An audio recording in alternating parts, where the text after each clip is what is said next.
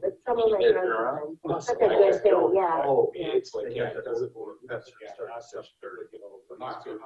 I'll be back. Like your hot. Thank you. Today? Yes. Okay. First level, the founder of Girls on Run Mountain, so Ash was there to speak. And I don't even put that. It's just a super, positive, great. Just it's pretty nice. You know what? Remote work is, I mean, it's possible. Unless you don't have internet. Yeah. I gave you three questions. Yeah, I can actually bring my iPad in the tree stand when I, yeah, and I get my heater between my legs, got my iPad. I'm all set. At least now you can walk to the end of the dock and call somebody. It used to be I'd have to walk to the end of the driveway, which is about a quarter mile away. Stand in the middle of the road. I have to dodge trucks. So.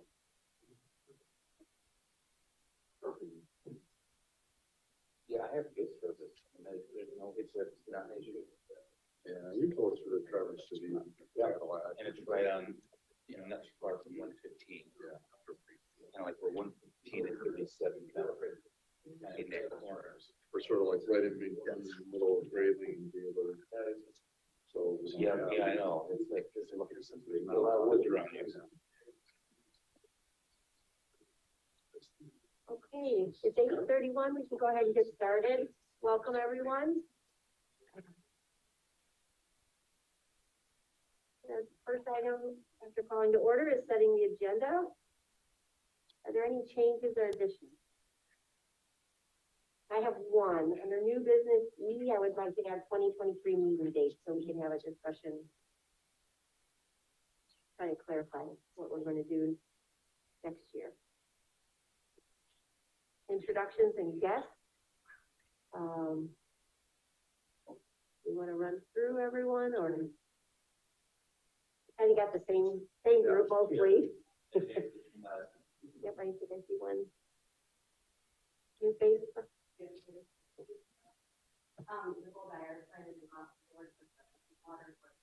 Welcome. Yeah, good morning, Brian.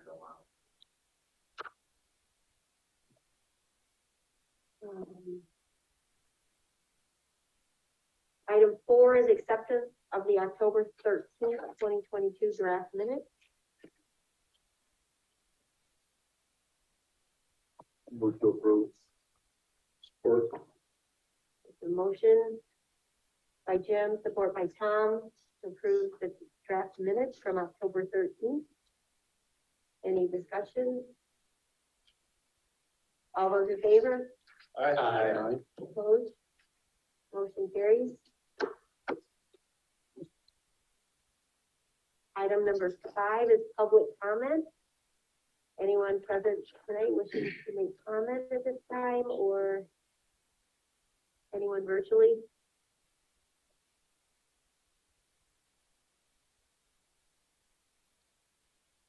Hearing none, we will proceed to unfinished business. 6A is the water rate affordability report and follow-up.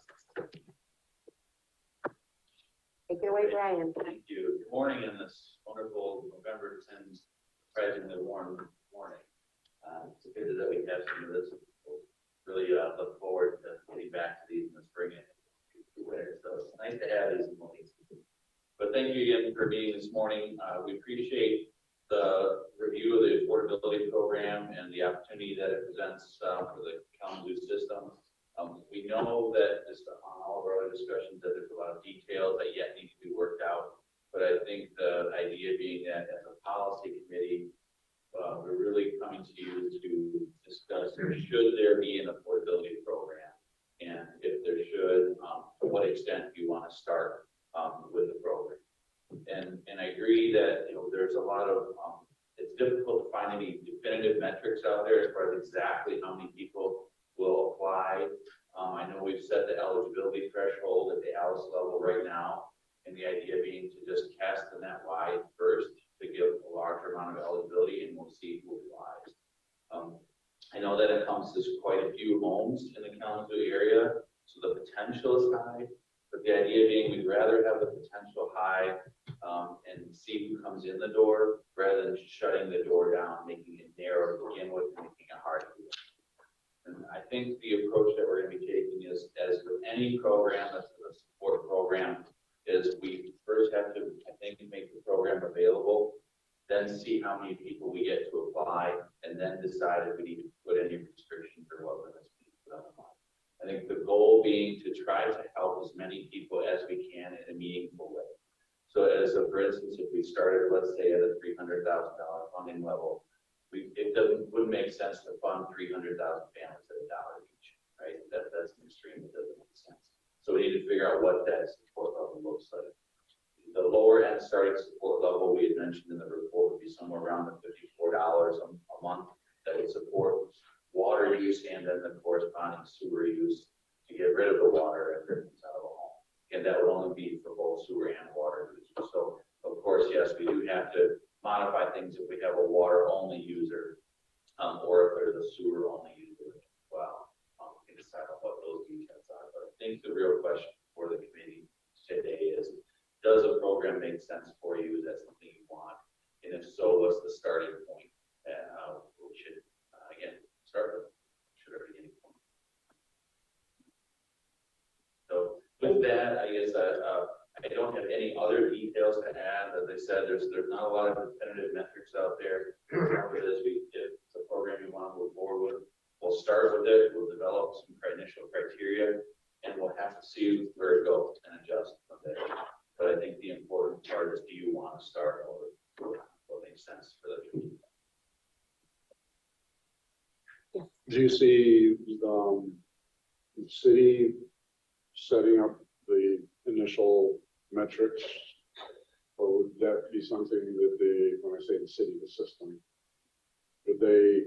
or would it just, you would start conversations with the CAA right off the bat and get them involved? No, I think as part of this, the next phase would be that we would set up some harder metrics. We need to really set up the metrics that we want CAA to measure.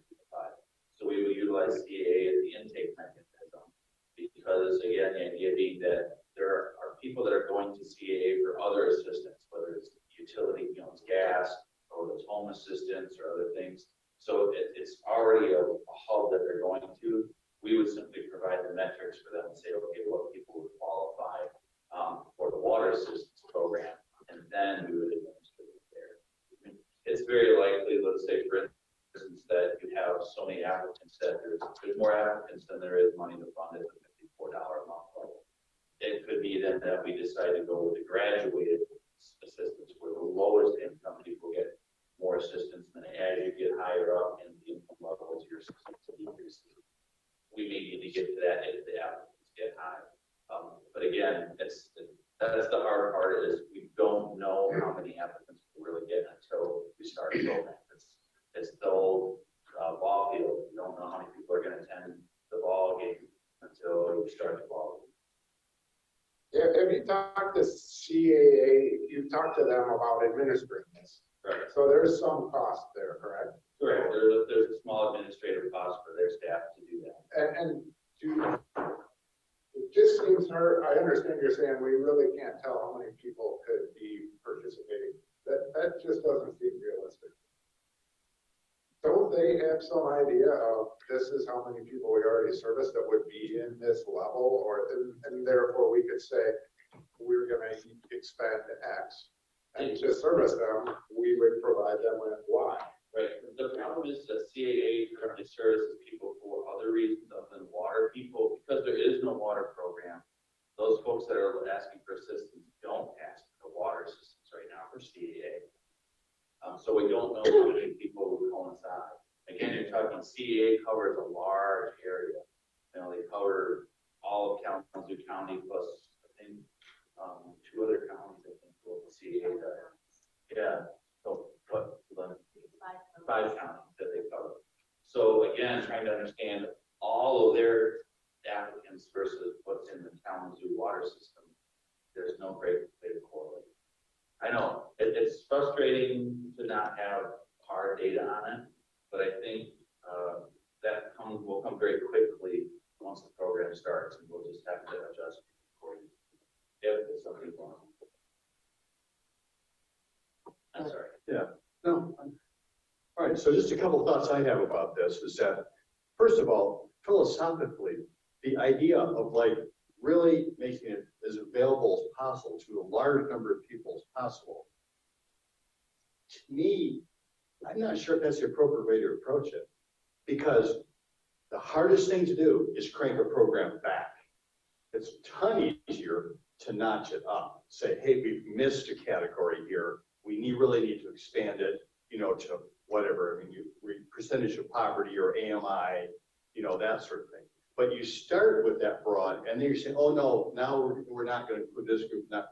I just don't. That doesn't work, in my opinion. So the other way, building from most need up, and saying, are there some folks that we're not catching? I would be more inclined to approach it that way. Another way is that thing, so for this group and for us, we have not created assistance programs, and I know you've delved deep into that, but even for the work you've done, it's more on the data side of the bills and trying to do that. I mean, and I know you've looked at other models, we got a whole list of all those, but my inclination to be, there are people who work in that assistance system world all the time, like CAA, that have certain criteria. Let's not make it more complicated for them. Let's use criteria they already have that they're used to using, so we're not setting, here's enough, do you fit this one, that one, okay, but we're up to 250 on this one, but this program is only up to 200, creating a whole nother alternate system seems really additionally complicated. Why not say, boom, what's the criteria that you use now that gets those most in need, and let's just start there, so this isn't something new. You've already filled out your request for utility assistance, for example. This is utility. Here's the criteria for that. Let's just keep that the same for water. We'll just use that. If you got a problem there, I'm just brainstorming. That's exactly what we're proposing to do. Yeah, exactly. Use it rather than change anything. So anyway, I appreciate using CAA. There's no reason not to do something like that. For goodness sakes, I know that they could say, they serve multiple counties, but they could certainly say, I'm sure they separated by county. We've had 10,000 people in Kalamazoo County or whatever apply for assistance. And, for this particular kind of assistance, 6,000 met the criteria or whatever. So I know we get those numbers, which seemed like it could feed back to that question, which is a little more amorphous. Like here for sure, based on history, is our presumably, potentially our, population that could be served. How many will apply for the water side? I don't know, but I'm betting if they get in the door and they're saying, okay, I'm behind on my gas electric, CA will say, how's your water bill doing? So, we at least have some sense about that. So anyway, I think that's a great comment. And I didn't even think about the concept that, of course, you don't want to dial this thing down once it starts, of course. But just that concept of let's not create some rule that now they have some other criteria that have to be met for, the city's checklist or the water system checklist. So I think that's great input. And discussions with them, they are very open to having different criteria and different assistance programs, and they were the ones that brought up that we should be looking at Alex first. They see that as an overall population for community. Is the sound system good enough for comments like that? Get on. No, it was. John says yes. Okay. All right. So you threw out 300,000. I mean, did you just grab that out of the air? No, that was based on what we have for current delinquency rates, looking at that. So that would support the number of families that are currently on a delinquency list. Again, not knowing how many of those, the delinquencies, it's delinquencies that are over 90 days. So it's a starting point. Again, we also don't know how many of those people are delinquent because they moved and just didn't pay a bill. We don't know how many are just not paying a bill because they don't want to. That we're not sure, but there's no correlating data to tell us that. But we had a starting point of there's about $300,000 of delinquencies now. It varies year to year, but the idea being we need something to start with. Let's start with potential. So let's just say we do 300,000 budget for the year. Can we run out of that money before the end of the year? I mean, is it possible? I mean, as you go to applications. It's possible, but might not. Yeah. I can tell you, I had an opportunity to talk to one of the supervisors from the township, and I said, here's the criteria that are being used to put a dollar amount out there. And this individual said, I can tell you in this township, there's people that are delinquent every year, goes on the tax roll, and they don't have a problem paying. They just don't pay until they put it on their tax bill. And so it's just I think it's a pie in the sky number. I don't think it represents anything other than us putting a level at what we're willing to spend. So the Alice criteria is I've heard it's a broad net. Do we have an idea if, say, 75% of the people that meet that standard in our county or in our there's service area? some current Alice publications that show basically by township and city boundary, what those percentages are people that fall in.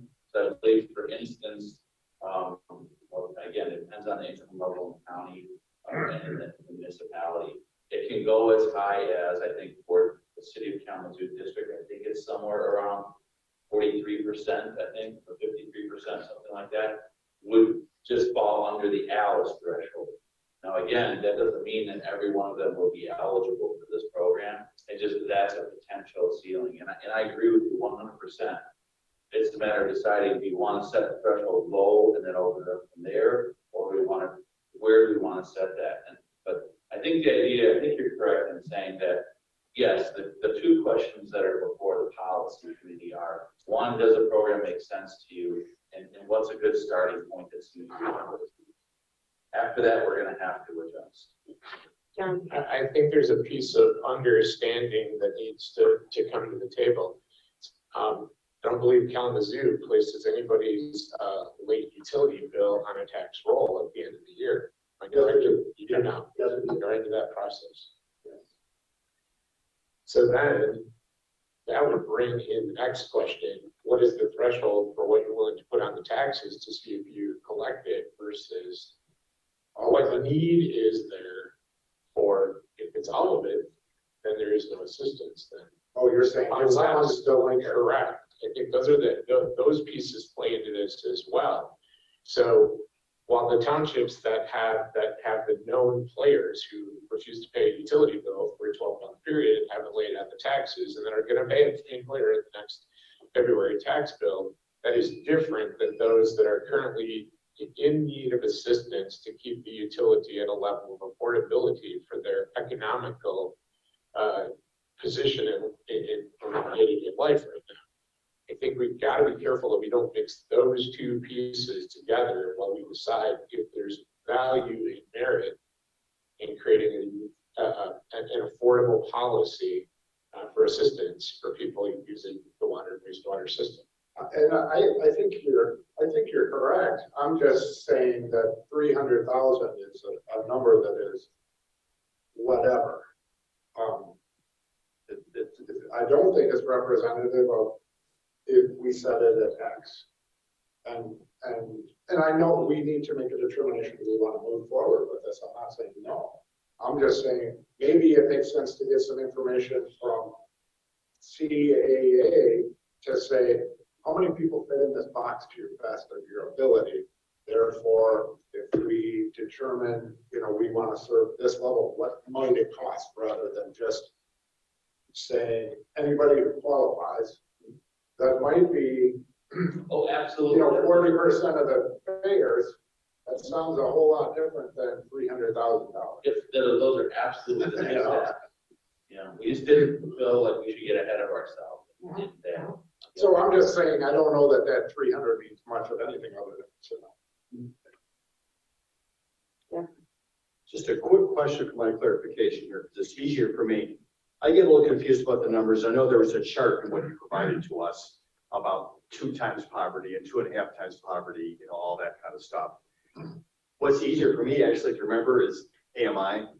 And I know there's not an entire connect between area median income, but that is another standard that's used, and that really helps relative.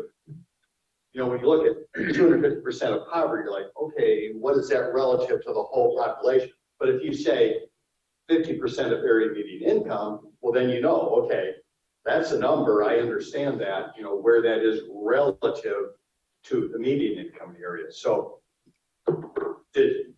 was there like a crosswalk between that? I can't remember off the top of my head what Alice is. I thought Alice went up to 120% of AMI. But maybe I'm wrong about that. I think Alice is 250% of the federal poverty level. So currently, what's there on for a AMI? family of 4, 100% of the poverty level is around $26,500. So you're considered poverty if for a family of 4, your total income is $26,500. So when we talk about the different levels, 150% of that would be not quite $40,000. What's 250, which is $66,000. huh? 66,000. So that gives you, that chart's on page 3. Yeah, there. I looked at the chart. So you can see it. But again, the idea is depending on the number of people in the household, which again is something that the program would take into account. How many people are in each household and what's your income threshold to qualify. So Just out of curiosity, how does 250% of poverty relate to AMI? Number-wise, I think area median income. I have not looked I have to break it down by census tract because obviously the median household income changes by census tract area. That's true, but in our MSA, for example, for housing, we use AMI, and that's how all that I is. don't have that number up.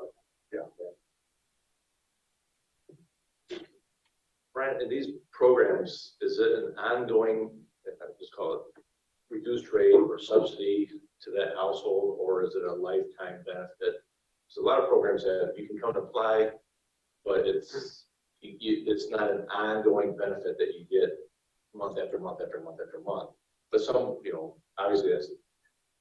So again, it's like here you get a benefit, but your household can only qualify one time every 5 years. I'm saying as an example. Right, and that's a good example of one of the details that we need to work out. But I think the idea being that we have 2 things to address with households. One is a delinquency issue, which we're currently looking at, like LIWAP as a program right now that may help with some of that resolve the delinquency issue. The second issue is ongoing monthly costs. So right now, the program is proposed to provide ongoing monthly support, but there would be requalification. Whether we do that every 6 months or once a year, we can determine what makes sense for the program. But the idea is that, yes, that gets evaluated. And again, CAA would assist in that evaluation because, again, they're in the mode of helping to qualify people for things. And then a list would come back to the Kalamazoo system saying, okay, for this period, for discussion's sake, say it's a 6-month period, here are the families that qualify. And then again, 6 months later, that will get evaluated. So it's not just an automatic renewal, it's still based on showing.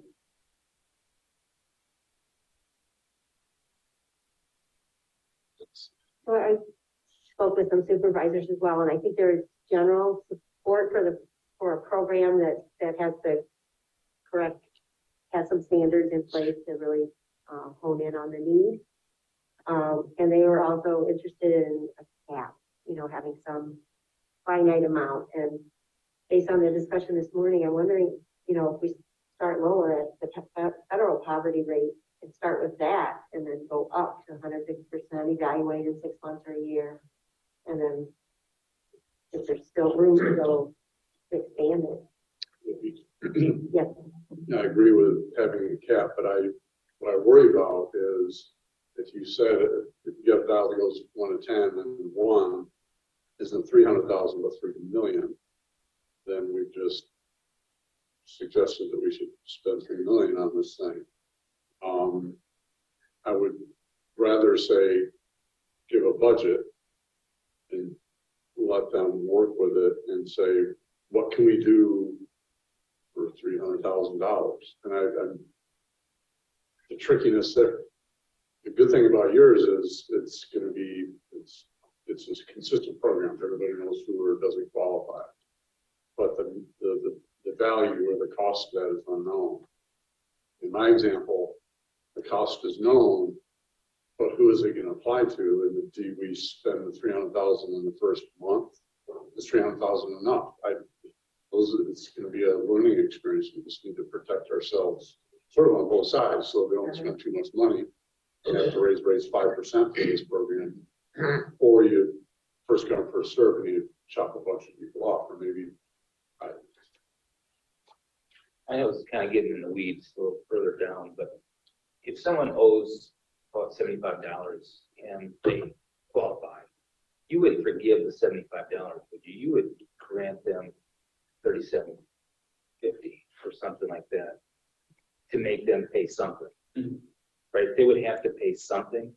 Okay, depending on what their income level is and proving what that need is. Yeah, I think that's part of what we need to flesh out is what exactly, do we have a graduated program or do we have a set amount? And I think that would be the next step. Again, if it was something you guys want to move forward with, and let's say I think Tom makes a good point. If you set an example of we want a affordability program, we're going to start it at, let's say 300,000. Let's see what we can do with it. The next step is to form a committee, I think, and we need to work with CAA. I think there needs to be some good thoughts put into what does the guts of this program look like over the next 3-4 months. Yes. I see sometimes that paying that water bill is a choice. You can choose to do it or not choose to do it because, you might have other places for that money to go, or you might want to go on vacation. I mean, it may be where you pay your bill. I mean, it's not, I think people have choices along the way in the month. They do. Agreed. I think that's part of the vetting process that we move forward that needs to be worked into it if we can to help ferret some of that out of the process.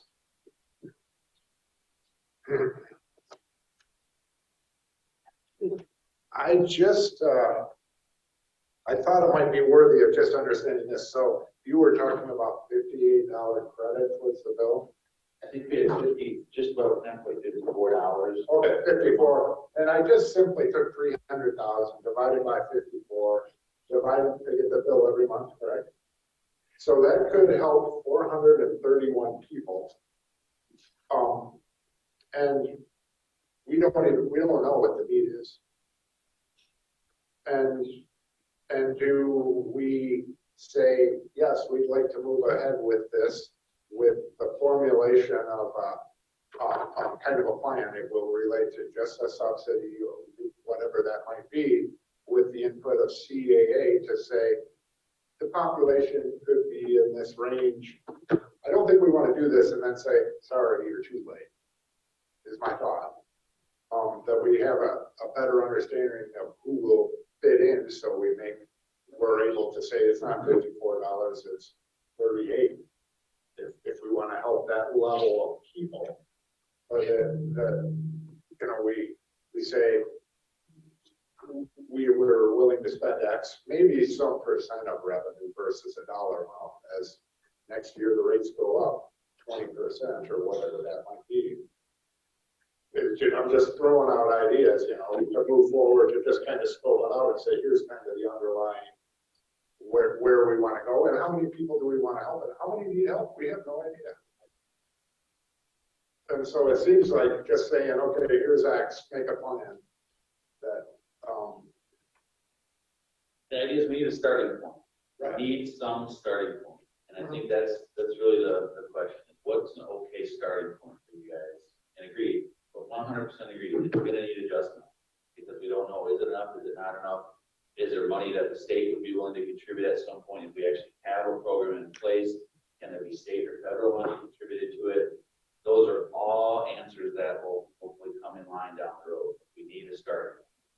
So are we looking for a yes X dollars, or are you looking for a yes, scope out a plan and let us see how much need there is, or what do these people need or think or desire? Yeah, I heard him say they're looking for consensus, probably a vote, that we move forward with developing the more details in the program, and also consensus on some starting point criteria. So what's the half a Or are percent? you saying $4? Well, for dollars percent, but you know, Right. if it's up in the air. No, I thought you meant maybe how much the subsidy would be, but I get it. Let me calculate something. Okay, It sounds like there's a couple of parameters that people are kind of consistently talking about here. And one, as you mentioned, is kind of a cap on how much is spent. I mean, so that the system doesn't have a starting point like, well, everybody who's available at this criteria can get access to it. And, maybe, so we need some kind of cap. And it sounds like as a starting point, we start with a relatively lower threshold on criteria than a higher threshold for criteria. That we start with a lower threshold for criteria, then we can always go up easier from the mayor's standpoint. And it also tells us, maybe that low criteria takes up all the budget we have, and there really isn't room. And then it sounds like the third parameter, but kind of already is a given, is we use an outside group like is it CAA? Yeah. Yeah, CAA to administer a program like this, as opposed to trying to create a new system internally. And it sounds like we had a smaller group that worked with Brian to then, all right, well, then what is that rate number based on the budget? What is the rate number based on either 100% poverty rate or AMI or ALICE? Pick one of those, and then use that, and then bring that back to this group as here's the box that's being recommended. So I just took $25 million out of the budget as estimated, and multiplied that out by 0.5% would be $125,000. 1%. Right. And so that just gives you a scope.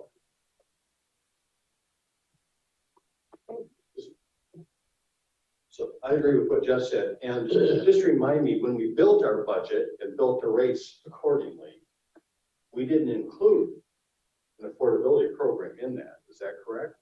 That's correct. Your rate structure at present does not include the affordability program. And we're presumably not going to propose any rate increase, until 24. And so what do we give up in our current expenditure and budget plan in order to fund this? I don't believe that's our intent. Our intent would be to work through and identify a water affordability program, to work through this, work through funding mechanisms, and then in 2024 to enact and bring forward a So we fund it in 24. fund it 2024 so that it can go live in 2024. So I was going to ask James for some input on a number, and sounds like we're kind of getting there. Maybe in 23 we will come up with a number that you could live with, right? It's got to fit the budget one way or the other. Do you have any input, James, at this point? Well, in terms of the $300,000 Yeah. number we have in front of you, that's a very low, very basic number based on previous, bills that are, Right. from- And it's kind of skewed in a way. Bills. Yeah. That doesn't cover the cost. We talked a lot about interior plumbing assistance program to go in and fix the leaks and fix some of the interior plumbing that would be in there. So the $300,000 does not include that. There's been a lot of talk about, Alice level in Kalamazoo County, and what if everybody came forward and said, hey, I qualify, so give me my discount. That would certainly bring those numbers up high.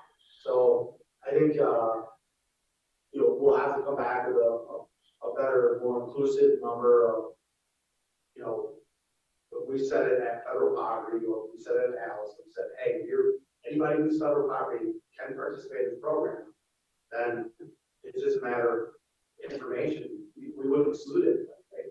It would just be a matter of who got the information who didn't. So I think, we can bring some numbers back. Or just on the back of the napkin, you looked at how many, we have 42,000 meter accounts, roughly, there's something like 30,000 of those are residential. But we applied Alice numbers of Kalamazoo County. We said, look, city of Kalamazoo is going to be a little biased higher than Kalamazoo County. Texas Township probably be a little biased lower than Kalamazoo County. But we just use those numbers and we just back to that and calculate it out. You would, and you agreed you're going to serve everyone who comes in the door. In Alice, you're going to be at about a $3 million number. I believe that. So I think that's where we need to decide, are we going to serve everybody, or are we going to set the threshold lower? And then, are we going to serve everybody in that threshold, whatever it is, or are we going to go to a budget number and say, look, the program's going to have $1.5 million in it total for interior plumbing assistance, for bill assistance, for shut off, for shut off program. That's the whole work. So I think we've got to kind of understand where we want to go within some of those. I think that we're in support of the program. I would like to suggest we use the 1%. Peter was in favor of a percentage versus a dollar amount. And the 1% is about 250,000 that's present, and that number will go up then next year, some amount. Yeah, I would guess so. Peter, that was 1% of what? The revenue. I'm just taking out of the budget, the revenue amount. Okay. And I think that's just the water side. There's also a capital component. I believe that's debt issuance. And then there's some miscellaneous like grants and stuff, staying with some component of perhaps charges versus things that might swing around. And then, so that's at the limit. But then we will see the details of the program come back to us later. Right, and from your perspective, there's a grant available for this to be scoped out a little more, is that correct? Correct. We did get a grant extension that if you guys don't move forward, we have until end of February. Right, and so before we say how many dollars, and I understand what you're saying there, Libby, do we say we want to move forward with a plan and just scope it out? And when you identify how many people actually need it or perhaps need it, at that point, do you say it's X? I mean, there's no reason you couldn't say it's 1% today. When it comes back and it's actually a need of some other amount, we can change that theoretically. I think I'm hearing. But you would take the next calendar year to scope out this project would be my thought, and then roll forward in 2024. Is that your thought, James? The earliest that we can have a water affordability program active and up and running is 2024. There are some limitation to that. There's some things that we don't know yet, some current unknowns would be the actual funding of it. There still is, between our rate consultant and our attorneys, there continues to be, some real concern that we can just take 1% of our rates and apply it to the program. So we still really need to identify the fund source where that dollar is going to come from to pay for the program. And the thought of, just taking it from rates isn't as simple as it sounds. There still continues to be some pretty significant legal concern for that. Yeah. So again, I think that the committee is in support of a program. That's the first hurdle. The second is what we're talking about. And Peter talking about flushing through the program over the next few months through February to understand what the cost would be. But Brian indicated the football game. Is there enough data to understand what the cost would be without actually having a program and seeing how many people show up? again, I think Jeff pointed out correctly, you've really got two approaches. You can either set a budget and help as many people as you can within that budget, or you can set a criteria and then that'll drive whatever the cost is gonna be. And I think at this point, especially at the starting program, it makes, to me, it makes more sense to start with a budget. Yeah. So that it's a fixed number that you know what it is. And then we can look at, okay, based on what happens with the demand, does it make more sense to them to go the other way and set a qualification threshold? Then that will drive what the demand is. I feel for you guys, from a system perspective, it's safer to start with a budget approach as opposed to a threshold qualification approach. But, and I agree with that. I think that's the safest way to go in terms of fiscal responsibility, but it puts us in the potential of having to dial it down and kicking people off the system. Well, and there's some examples even here locally.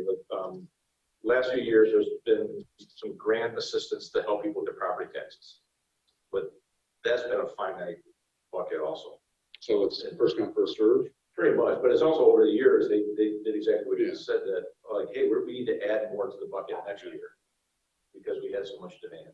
But at least you knew what it was. But but at the end of the day, it was a fixed amount, but you learn and see who took advantage of it, who's eligible, and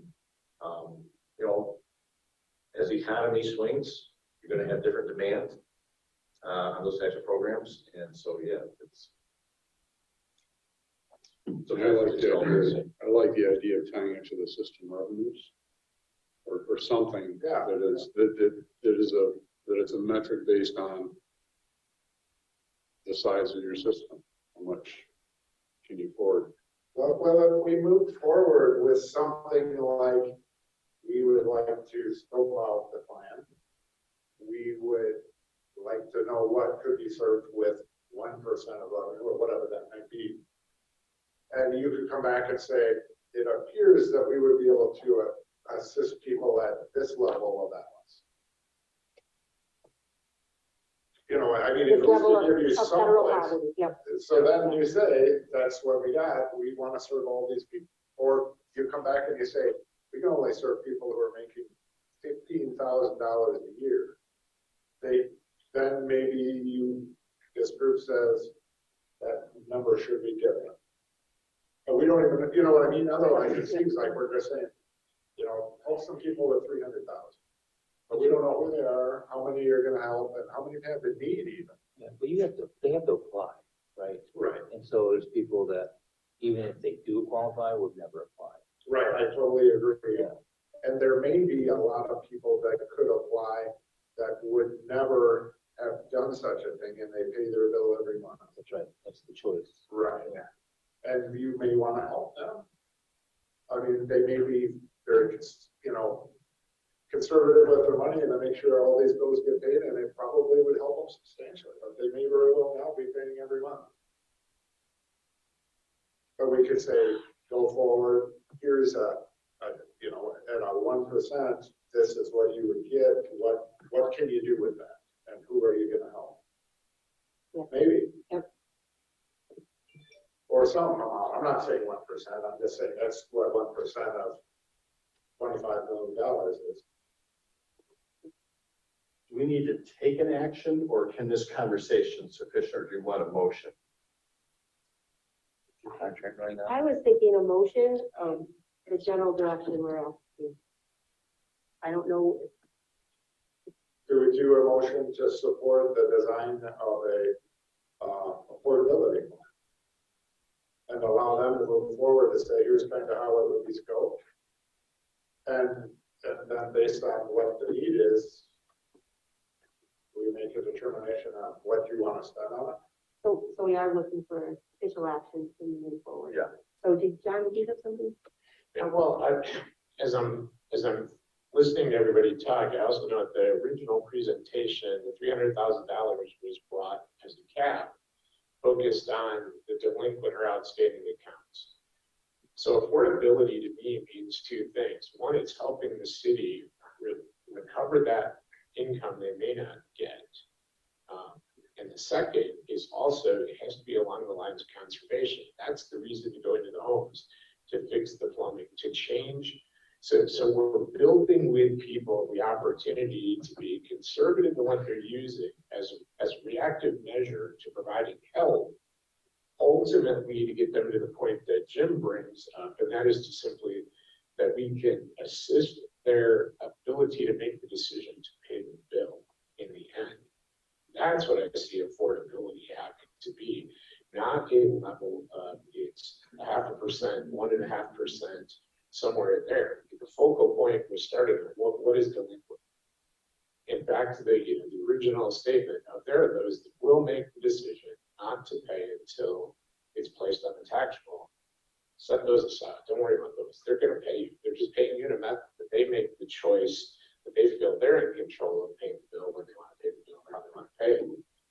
But it's actually getting to the people who have the need and then correcting some issues that are causing why they're delinquent in the first place. The bill goes higher than what it really should be because the faucet's leaking, the toilet's running, and there's bad plumbing in the house. So it's an investment at this point for a return that is not only economical, but it's also communal for the system-wide water system. Good point. I think I'm hearing you say that delinquency should be one of those criteria. Well, I think that was the level of why we started talking about $300,000. It's a representative of decisions made within the community, whether they're driven by poverty or whether they're driven by a personal action. I decide to wait until you apply the pressure to me to pay it by placing it on my tax roll.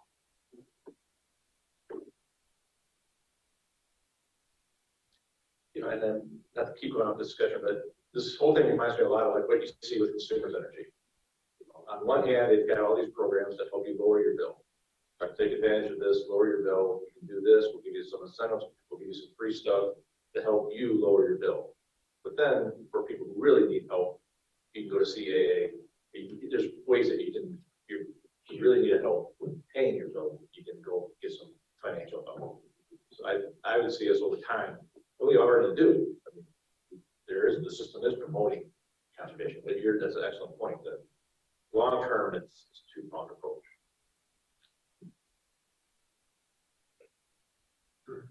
So I think we're in support of it. We got to maybe figure out a criteria.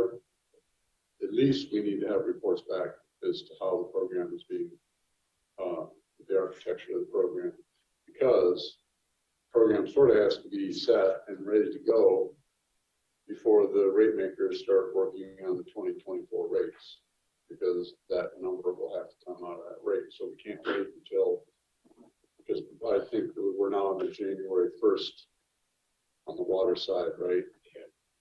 Which means the rate consulting needs to be done Summer, September. Yeah, in late fall. So even though February is a couple months away, we're quickly running out to get this thing up and running and get it into the rate making process. So that's, I think, the third part of whatever motion we make is to have sort of a deadline or reporting back to us to understand how it's going.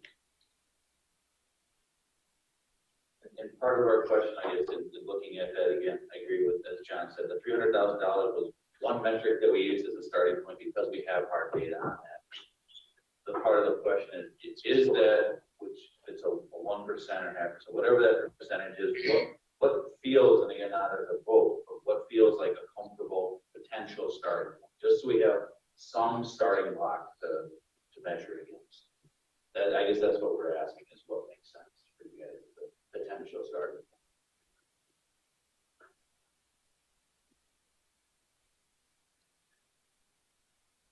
Sorry, I don't want to complicate it anymore, but we've been talking about this number, that number. So let's say we have we know we're going to have a rate increase come to this body for support prior to 24. So, $5 a month, let's say, or whatever, we run all those numbers. Based on this proposed, is this like 10% of that, is this of that $5 for the affordability program? Is this like 2 pennies out of it? What is the relative to the scale of a rent increase that would be not a rent increase, a rate increase? What portion, presumably, of a proposed rate increase would be funding a affordability program? And just to comment on that, we're not 100% sure at this time that that's even moving on. Got it. So that's the fourth. Work that out. So and I understand you're looking at a dollar amount. So if we said 1% of prior year revenue, it gives you a number, and you could say CAA is going to take 50,000 of that to administer this. Therefore, we have 200,000 left. It looks like we could help people at X Alice. And at least we would have a scope. And so could we not just say we support this with a projected 1% of revenue, but until we see what the plan can actually do, we don't say, we support it with an X% of revenue or some number, or 300,000, whatever. But then you could come back and say the plan would look like this. It's going to cost X to administer it. And this is how many people it looks like we could help. And so we're going to help only people who make $10,000 a year. Does that make sense? Just throwing that out there. And at that point, maybe this group says it needs to be 5%. But then we go back and send it back and say, okay, so how many conservative would that be at that? So why have to get super specific about a number? Why not say, what's the question 250? What's the question on 5? Give us an answer for both. Yeah, exactly. Give us some kind of how many or who you can help. I think you want to know who you're going to help, right? Versus we're going to help some people. Here's 300 grand. If I may make an additional point of just the policy aspect of this, is that UBC will continue as will the commission to have oversight and input to the water affordability program year over year over year. So there doesn't have to be like a set in stone forever decision that needs to be made on, for the future forever what the water affordability program will look like. So the UBC would have, because this is by the national water agreement, this is something that will impact rates, right? So that by definition is under UBC purview. So UBC would have annual input to the water affordability program to, over the years, be able to manage and control it as UBC sees fit to respond to some of these very good points, very good questions of things that could evolve and change over the years. I hear criteria from John that you wanted to focus on people that are experiencing or in the middle of delinquency versus opening up broader, because the rest are paying their bills. No, I would say the delinquent number. So for lack of an argument, say 100,000 represents those that will have it placed on the tax bill and will pay it anyway. So with what does $300,000 or $200,000, depending on where Peter's at, what does that do to help who? Certainly those that are delinquent to recover that revenue. But then again, part of the piece is the conservation aspect. If you solve the conservation aspect so that people can consciously make the decision to pay the bill, it continues to get broader by those that you help, instead of narrowing itself down for roughly the same. Don't want to use the word percentage because I understand the legal concern with it, but for the impact on every rate increase that's placed out there going forward. So And I like what you're saying. I'm not sure how to articulate that in a motion. My question is just for the people doing the work, what is the most helpful motion to allow you to go forward? So with some clarity. First is, actually the only motion really is the group interested in having an affordability program? If the the answer is yes, then we will follow forward with a committee and working through the guts of how would it physically operate. The second is simply a guideline of what feels like, and this is amorphous, I agree, what feels like a reasonably comfortable starting point, whether it's 1% of the rate. And again, agreed, we would come back with a whole chart that says, okay, at 1%, we could fund this many folks potentially, and look at that analysis of what happens. Agreed, that all comes back. But I need to know, I think from us, and maybe the engineering side of it, trying to figure what's a good starting point. Is it 1/4%? Is it half? Is it 1? What feels like, and it doesn't need to be emotional, just need a general gut feel what makes sense to study. It feels like the UPC is in favor of moving forward with a affordability program for the system. That is number one. You mentioned a grant extension, so as far as your work through February, so it seems like in the budget world that you were talking about, Tom, too, that we should shoot to try to get this work wrapped up by the end of February. I think put those pieces together, and then using the idea of a 1% as just a starting point. Sure. You know, that is a place that is within the ballpark of what we're talking about already, delinquencies, so it's a number that's easily comfortable. I'm gonna consider that a motion, I'm gonna support that motion. Yeah, discuss. Well, let's be nice about this for Wendy, because she's gonna need to. Done by the end of February. Wrapped by the end of February. 250. 1% of revenue. And I guess the overarching is support the idea, support the concept of affordability. Is that right? Yeah. Sorry about that. So that's what I support. Okay, I would like to add some kind of a water reduction or efficiency part of that. The program, conservation side of it, just what would this do? Because there is a payback on that. There's no payback on helping people out on their bill. And one more is a report back to this group.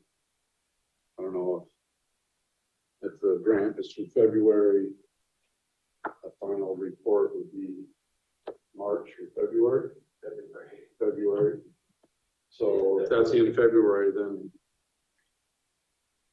report back to this group in March, what you found.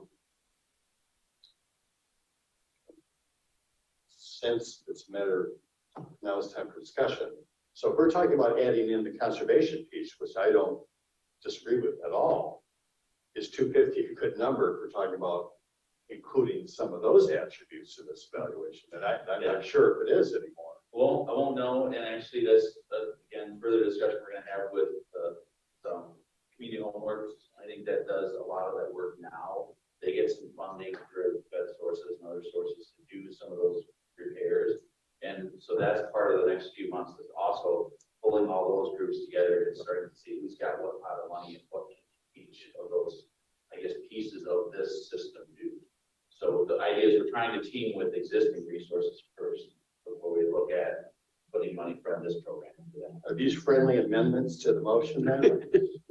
It's good. Yeah. so let's clarify what those are, that there will be a conservation component Yes. and that the report, We'll get your report in February anyway, right? yeah, Well, that's a grant extension. When would you have a final report, or would it be a report? We would work to try to have a fleshed out program report by the end of February if we can. Which means March would be the next meeting that we would have. Sounds good. Sounds good. good. Any other discussion? That's a motion in a second. Clarification, I've heard 1% and I've heard 250,000. So are we going with the percent or the dollar number? It doesn't matter. Percent of revenue? James? I just want to clarify, in our current program, we identified, delinquent bills of $300,000. If we wanted to have the water efficiency program tied into this, critical home repairs, plumbing, these things of that nature, I would think that we would be more than 250,000 cash. But it's just it's theoretical starter point, is all it is. So it's not a vote to lock in a number, it's just a theoretical starter. Why don't we start with 250,000? I mean, the conservation programs, I think in the real world, we're gonna need to look for outside assistance on conservation programs. And at the end of the day, it's probably gonna be some kind of hybrid, because it's what we're already doing. I mean, it's what the system's doing with conservation programs. And in your report, you could come back and say, to do this, or you pick from an amendment. So it's a starting place, Okay, I think. okay. So I'm hearing the number, okay. All right.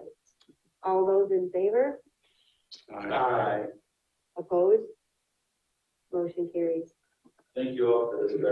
Thank you. Will you involve someone from this group on the committee? If you specifically would like to be. And I'm not saying me. But it might be nice to have someone who can share. I nominate John. If you can. Sure. All those in favor? All right, thank you, John. That action actually saves the group because you would have to pay the professionals. All right. So. Yeah, that's to our It is affordability yes. program. It is Right. affordability. Yeah, thank you for your time. Item 16, water connections, extensions, and fees. We have we're coming to a conclusion on that. We're at the point where we need to probably start having discussions with the city staff administration as to how that would work before we bring it back to this UPC for further discussion. We don't want to, we don't want to propose something that just doesn't work on the administrative side. And by we, you're talking about the regional water and wastewater group has had discussion because it impacts them. Yeah. Any other questions on that? Capital improvement program, No updates, I can take any questions if there are any.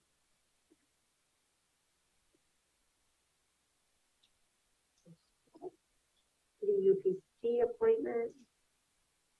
Jeff, you've had a few meetings, are you gonna go full member?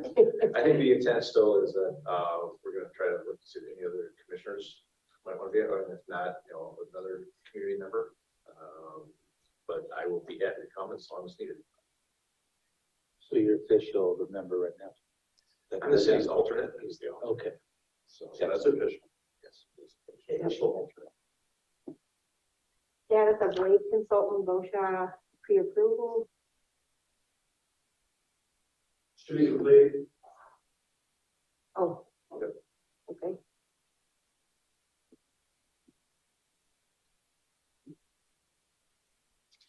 New business, utility financial policy, any proposed? No update.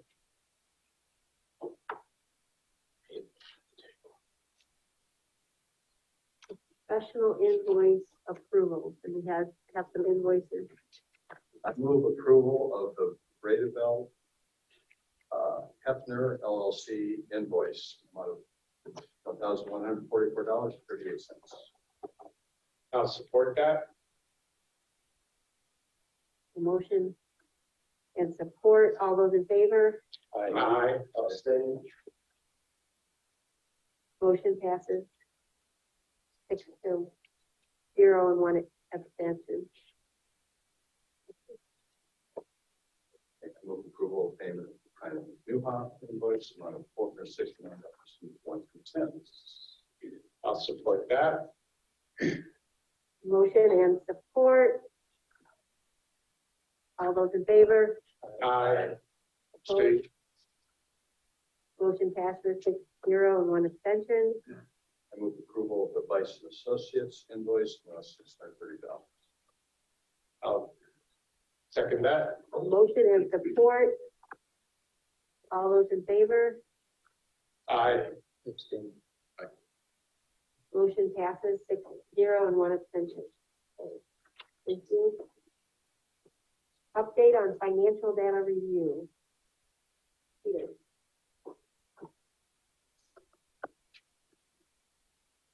I pulled up the report I provided last meeting, because James brought to my attention, if you look in yellow on those headings, the percentage of budget expended is appropriate. But if you look below the yellow headings, do you see where it says budget and then it says actual? The top headings are switched on the two budget and actual statements that I provided. And I just wanted to bring that to your attention in case you were looking at it and saying, why is it calculating like that? The calculation is appropriate. I had the headings switched above the actual data, just to make you aware of that. That's all I needed to share with you, and we'll look at this again in January. Thank you. Update on Stantec water rate increase work products. Stantec is working on, a number of projects kind of going through, all our budgets and everything. I don't have anything substantial right now. We did receive comments from Stantec on the water affordability program, so those came in late and, they came later than what we put the packet. So we'll include those for next meeting. So the UBC members will have Stantec's written response comments to the water affordability program.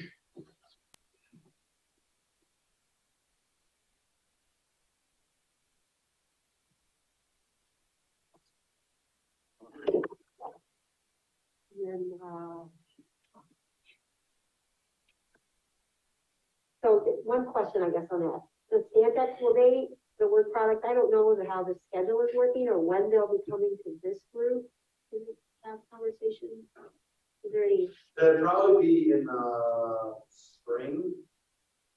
I can check with them, but we would propose a rate increase in 2024. So there's not a lot of action needed for 2023. And so, we're, on pace kind of for next year, and we're working towards that. But Stantec does want to interface with this body. They've got some interactive work products where we can, like, for example, capital program, we can look at all the list of projects and kind of pull projects in and out live on the screen, see what that does for ratings.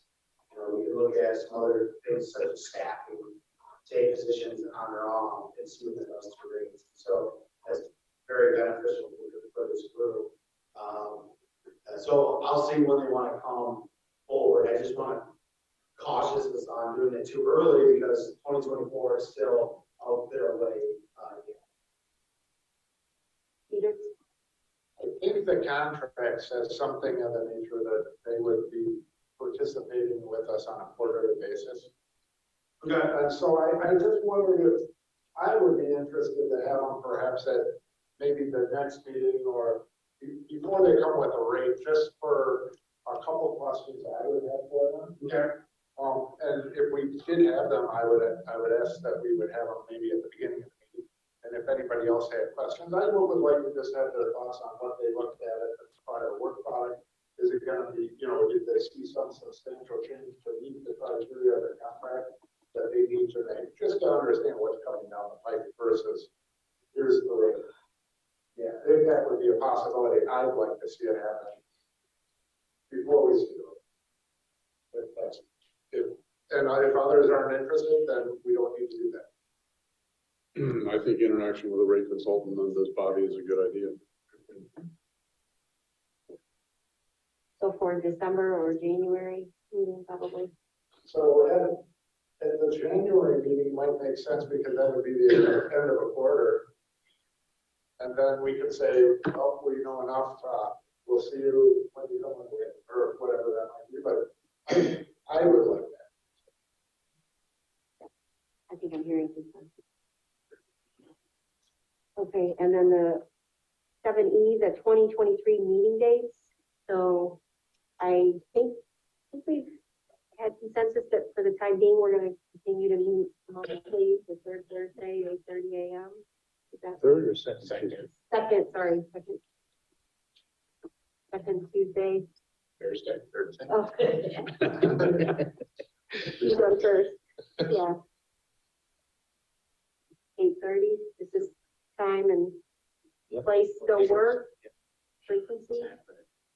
So question on that, when did you send out the initial invites on those meetings to get it in? I agree with you. Yeah, it ended in December. Because whoever does that, just please do it for next year. So we probably should vote on that, meeting dates, Yeah. schedule, for a public body. So for 2023, we're going to set our meeting dates for the second Thursday, 8:30 a.m. at Asheville Township monthly. Is that your motion? You can make a motion, but I understand that. I support John's. I'll make that motion. Okay. Any further discussion? All those in favor? Aye. Opposed? Motion carries. All right, committee member, I'll discuss comments, so I'll start with those present. Jeff? Luthann? I just want to say I appreciate the really discussion. I think there's a lot of things that can be answered. What I'll keep bringing up is how we establish income levels, because I think we also need to look at assets.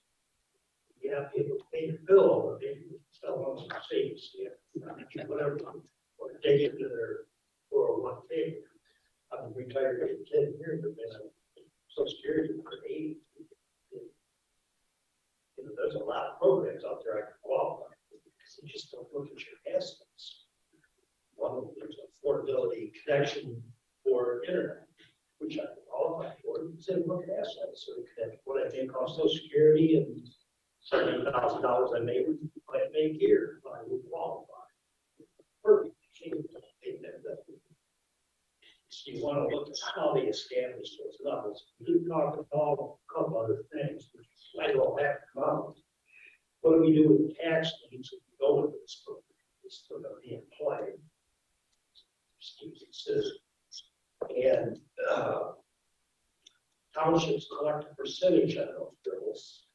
Most of the townships, would they be part of what's being paid for, or what's being taken care of? In other words, the township's percentage would be whole part of that block.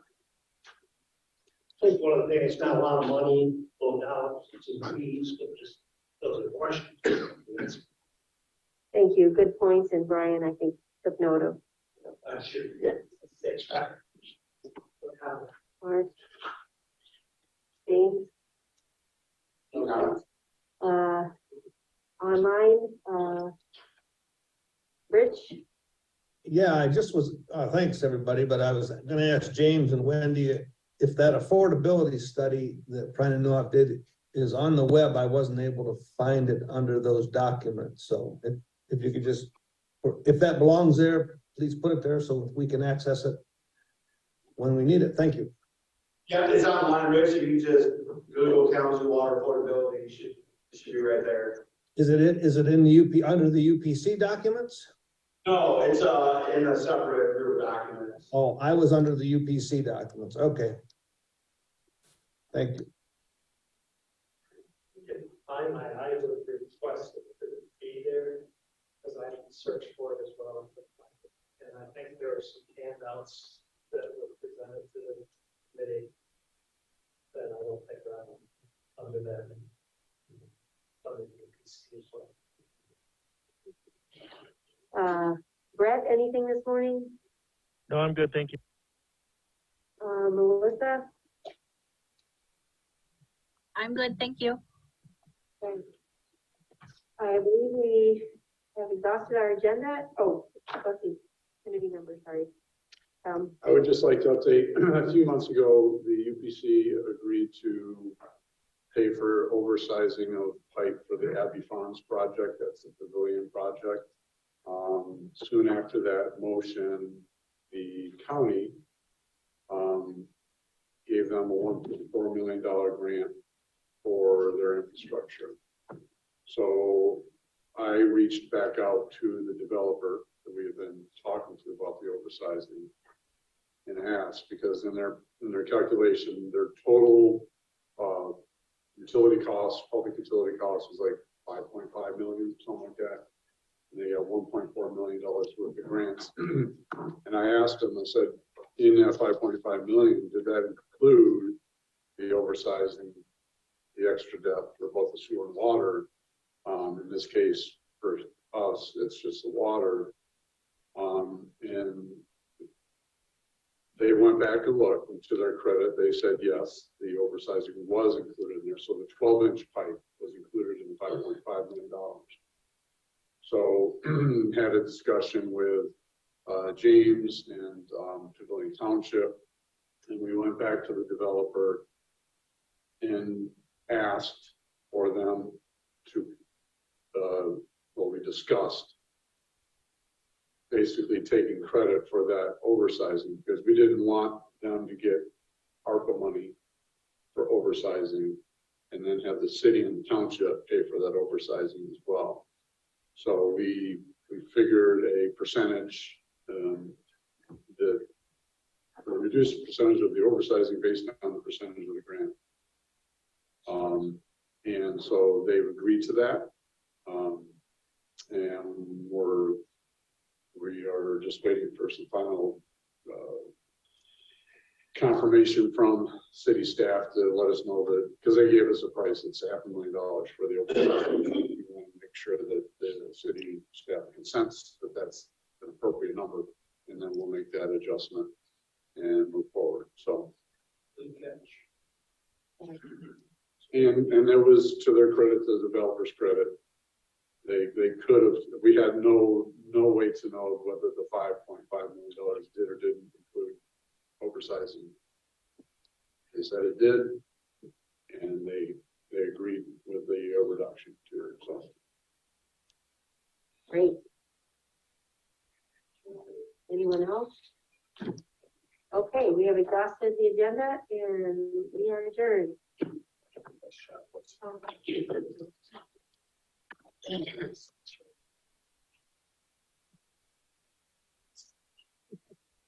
Oh, I don't know. Yeah. I would Google it. Okay. Whatever. So it's I don't think.